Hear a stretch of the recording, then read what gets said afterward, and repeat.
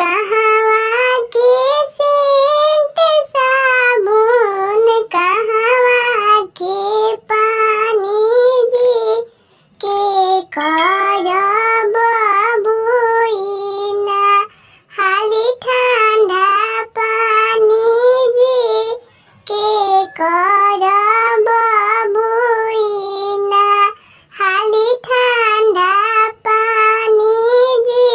नैहर के सेंट साबुन ससुरा के पानी जी मम्मी के बबुइना हाली ठंडा पानी जी मम्मी के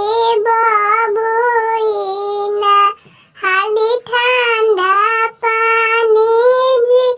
कहवा की सोना चानी कहवा के पियरी जी के करब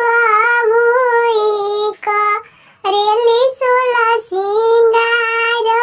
जी के करब